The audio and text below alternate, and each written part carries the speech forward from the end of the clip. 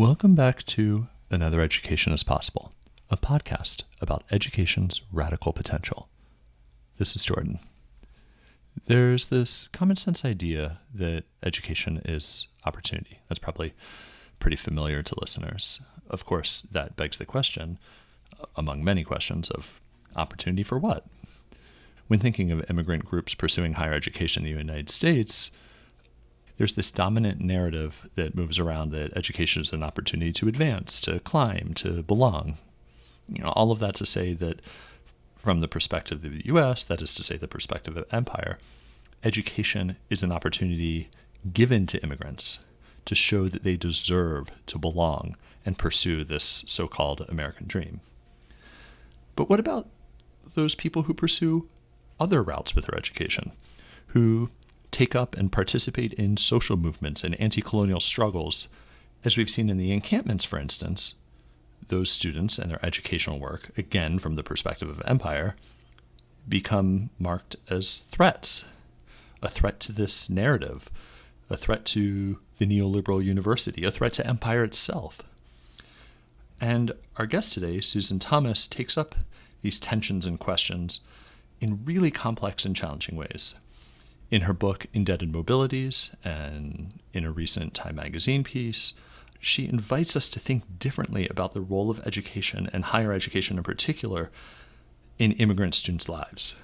So here's our conversation with Dr. Susan Thomas.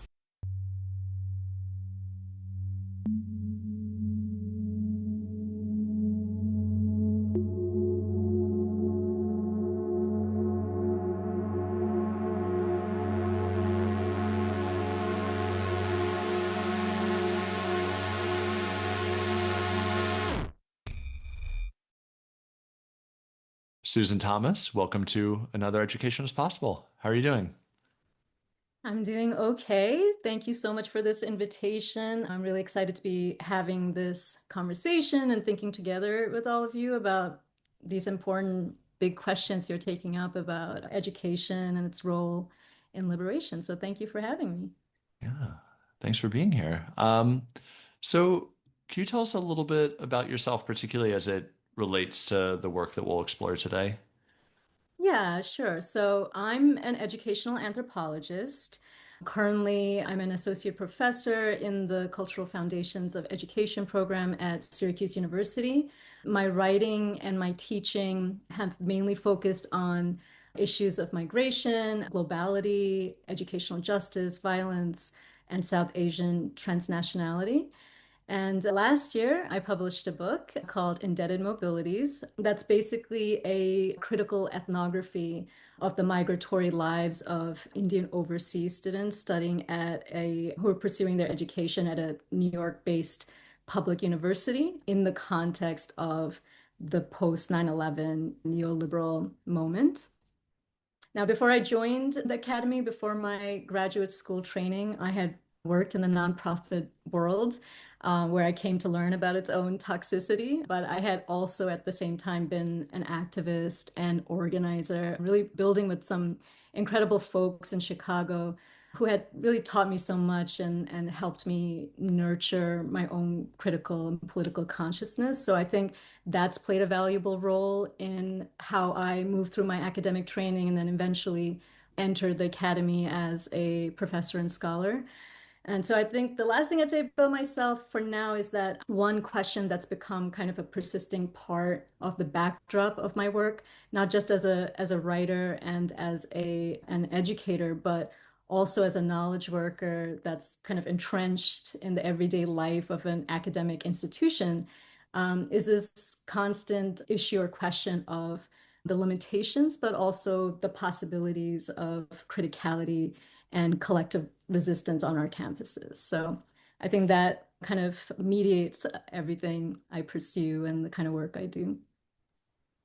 Yeah, which I think is always a urgent question, but particularly in this, recording in October of 2025, feels like that takes on new shape right now. So could you teach us a little bit about this history? Because you write so clearly and really historicize how South Asian migration to U.S.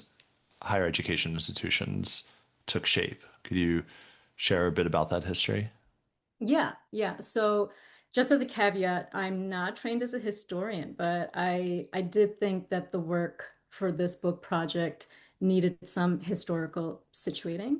And there were dynamics that I was discovering and writing about in terms of this contemporary moment. So dynamics of labor, surveillance, and the projects of nation and empire building that I came to understand as part of the longer story of educational migration between India and the United States. So, in the book, in the chapter Traces of Empire, I point to two other key historical moments within US immigration history where we witnessed the arrival and presence of Indian foreign students. So this was the early 20th century, a period that would eventually be marked by exclusionary immigration policies, specifically targeting Asian populations, including South Asians.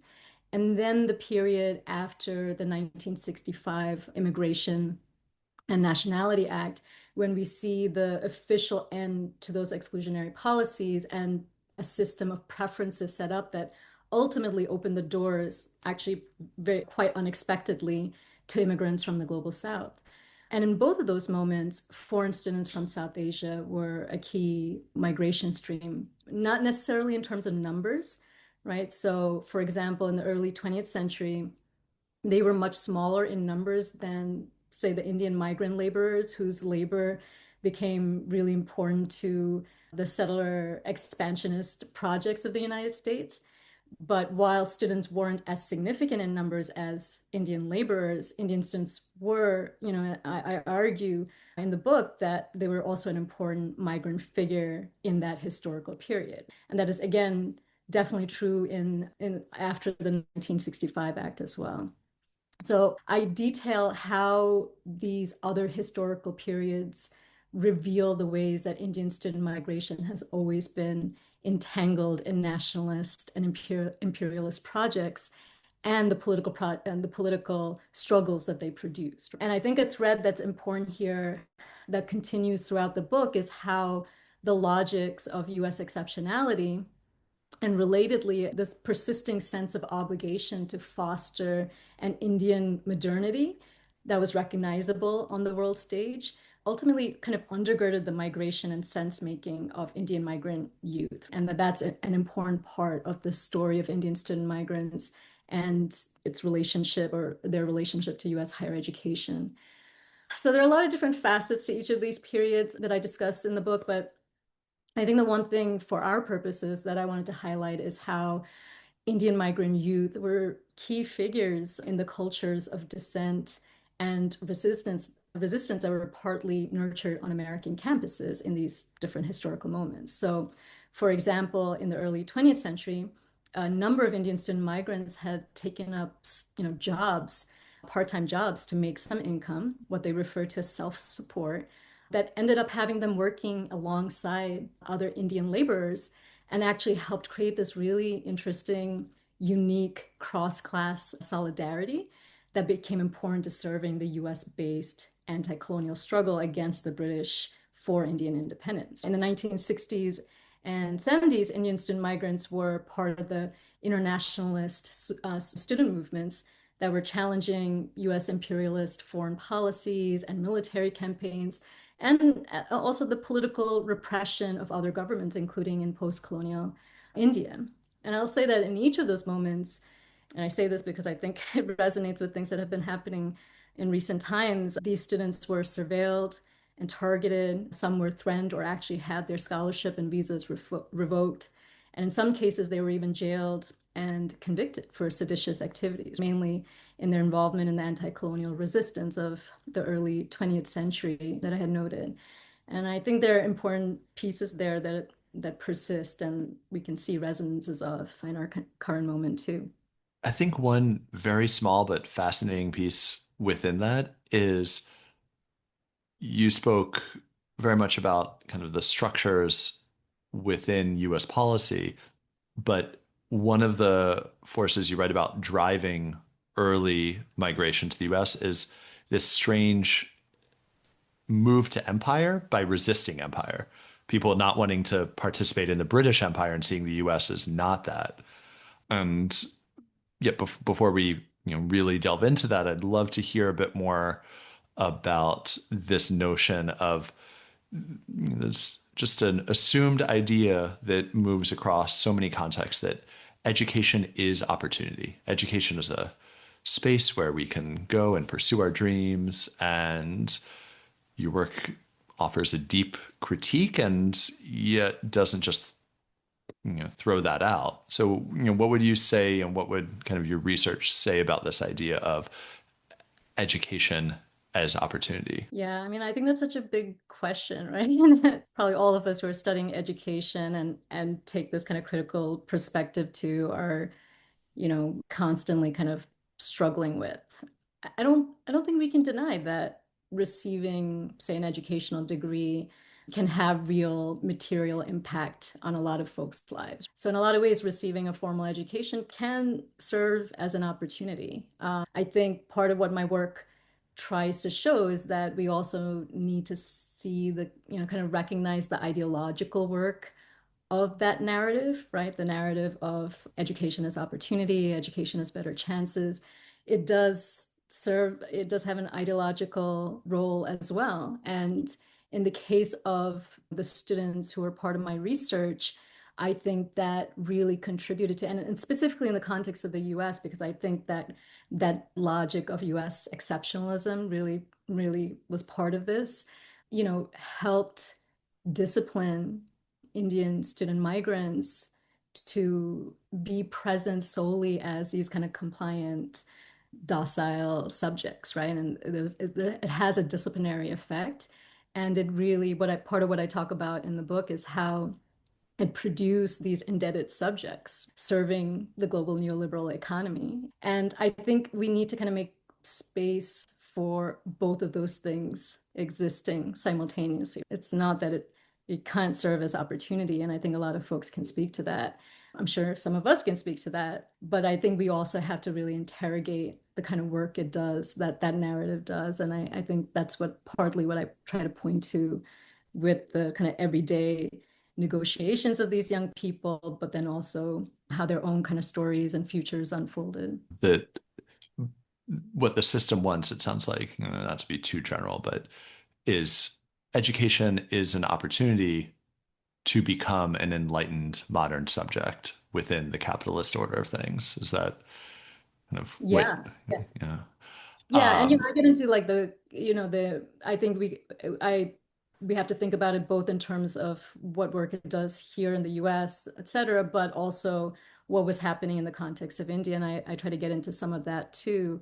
And there is this kind of notion of choice and the opening of doors that comes with the neoliberal narrative that underlies what we're talking about, this idea of education as opportunity. And I think we have to complicate that a little bit, that it serves a certain function to then produce very specific kinds of subjects for the neoliberal economy. and then there's this great flip side to that, which you speak about elsewhere in the book, that this, I believe you call it Riverside University, is that right? Yeah, I refer to it. This, yeah, the University of Riverside is also this global place, that there are campuses elsewhere, and it has an image of being this very cosmopolitan place. And through participating that, you become this cosmopolitan subject, right? It's this opportunity to join that. And in that way, I think your work really engages other ideas. Education acts as a civilizing force in this very hegemonic, very violent way. And I'm thinking in particular of Edward Said's work, thinking about how the very idea of Zionism was to bring enlightenment to the Levant and bring education to where it wasn't. And yet you talk about the surveillance and what happens when people resist that. And I'm wondering, I particularly like this dual idea of Indian student migrants who became both threats and ideals. And I'm wondering if you could speak a little bit about what that looked like in practice in your research. Yeah.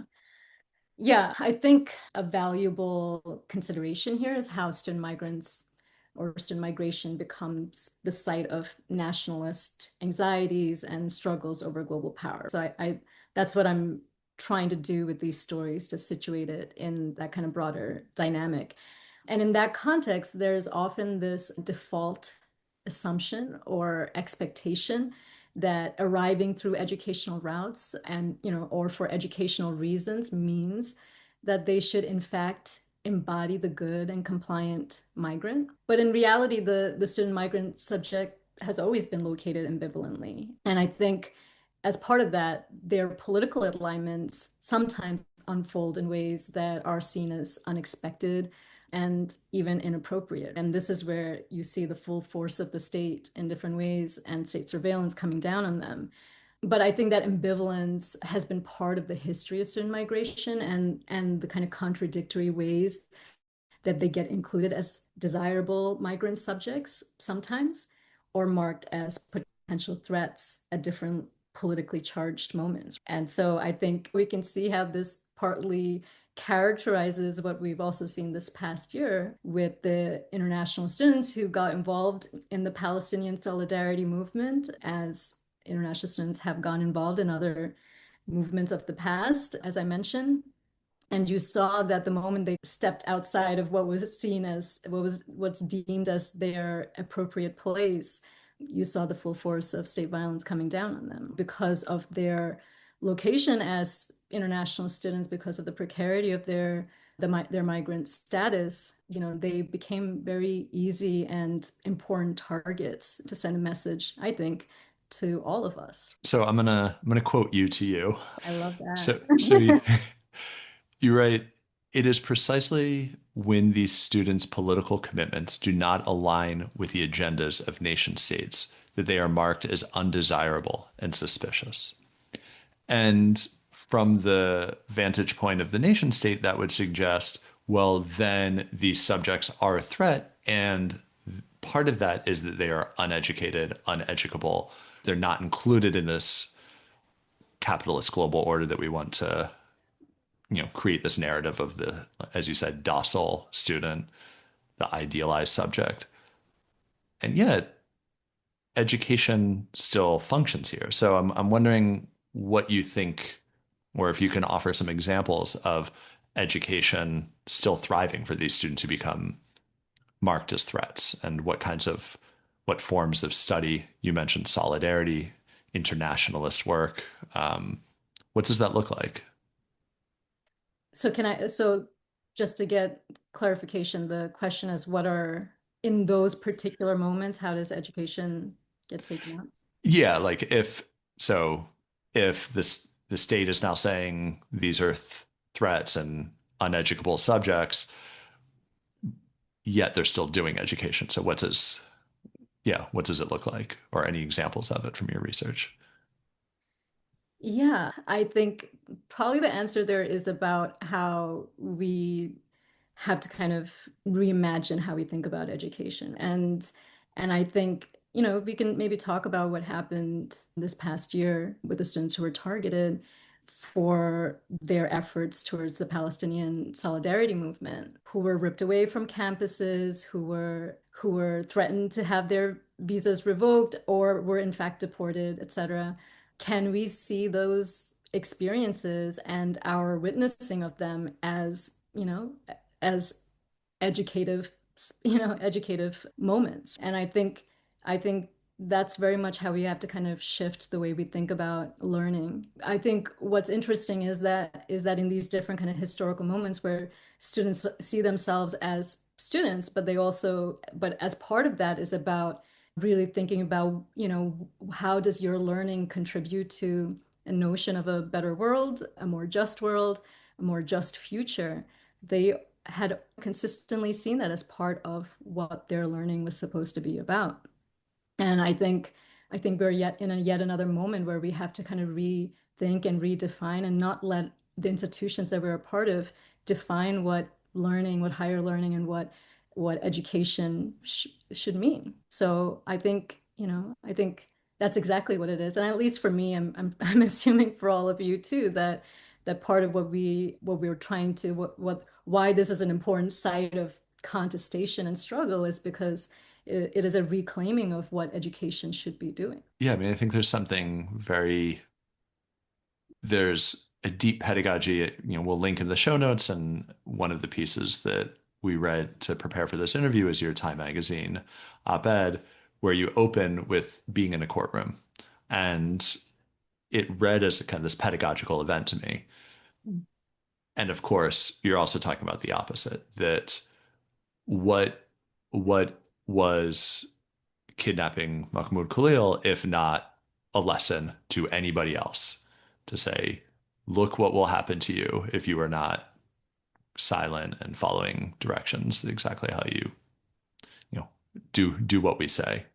I'm sure this is an exhausting question to ask for anyone, particularly in this moment, but your work spans a number of fields, but I know that one area that it is very central to you is what can be called critical university studies. And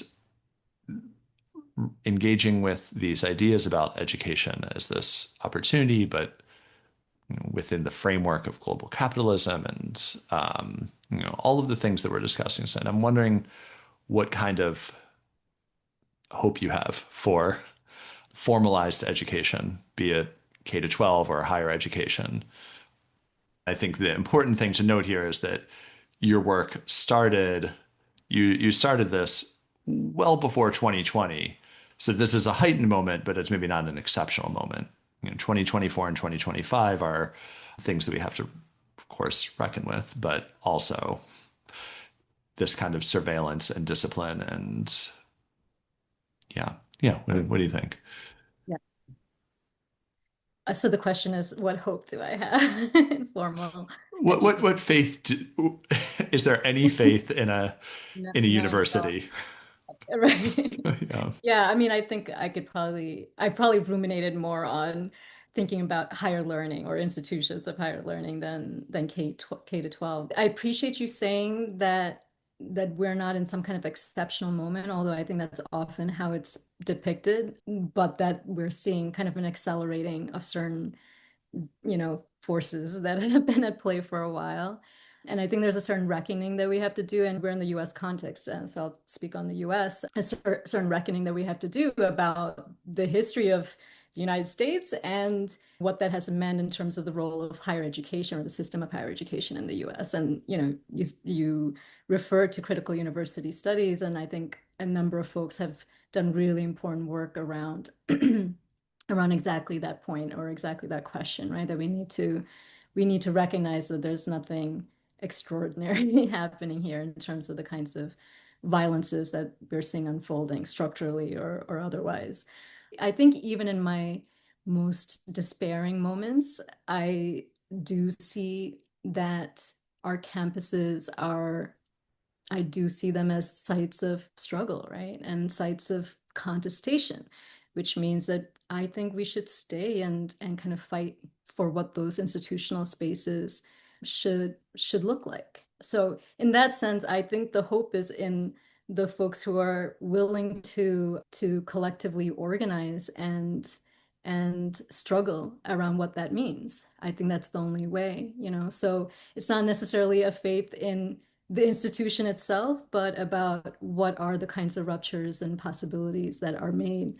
And I think we have so many examples of that throughout our history. But I think what I was trying to say earlier is also that should that that the institution and the boundaries of institutional life should not determine how we think about these things, right? And we can think about education or more specifically about what do we mean by higher learning beyond the borders of academia. And so I think both of those things can have to happen. And for that reason, I do think that we should not give up on these institutional spaces. And I think we have to be the ones who kind of fight to reimagine them. Do you then think that kind of education as a liberatory force only happens in an undercommons? My short answer is yes. Do I think that we can work from within the institution and the structures they set up for us to incrementally improve, collective conditions. Yeah, I think that's important. But true liberation, I think we need to understand as really only happening in the undercommons for sure.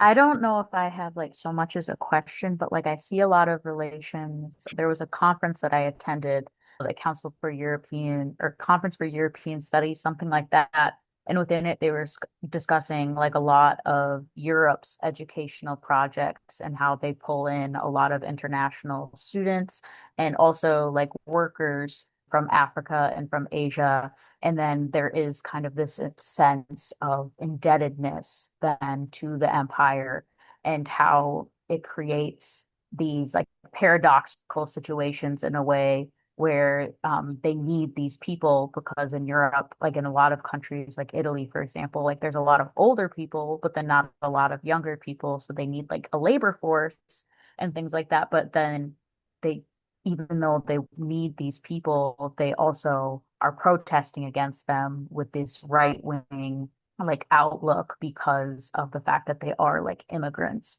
And so I just see a lot of like the work that you tease out here with the British Empire and like the US still relating fundamentally to Europe and the projects that are in construction right now. And so it's interesting to see how those projects are portrayed in order to escape that colonial lens. Thank you for sharing that. That's really an important connection. And, isn't it typical that that these economies are so highly dependent on migrants and migrant labor and, the ways in which they become really important part of communities. And yet they become the site of being deemed a threat to notions of the nation. And of course, we can't think of that outside of the racial logics at play. And not to monopolize the time, but there was also in your Times article, like you and also with another piece, but you discussed the importance that like international students have played to the culture of like campuses. And I see that a lot. Like I do a lot of work with disability studies. And so a lot of the cuts that Trump has made with both to like international students and to like targeting people with disabilities, like those are both groups that have a lot of activism kind of rooted within and teaching that type of culture and like how to collectivize as part of like that identity. And so like seeing this kind of as another like strategic facet of dismantling that collective culture and that like hope that there is, a chance to redeem these educational structures in the government. Right, right. Yeah. Thank you. So Emmy's asking about, so Emmy says, I thought that it was interesting that you discussed with the Moral Act that accessible higher education came from the direct seizure of indigenous land. Yeah. Right. Yeah. This isn't, anything new that I was stating. A lot of folks have traced what this has meant historically and how, as Emmy says, the colonial structure enforces every aspect of the US, including our educational system. And I think that's an important point about the Moral Act is because, as you said, it is always kind of heralded as, again, part of the US exceptionalist narrative of that's unique to the US and how it's really truly for the greater public good. And the Moral Act was really important to kind of asserting that notion, but that we can't erase that history of where did that land in fact come from? And land grabbing was an important piece of that. Can I actually ask a question that I was a bad interview and probably should have asked from the start? Yeah, because I think that debt is a very big topic right now, and there's a particular understanding of it, but I'd be interested if you could frame what is indebted mobility.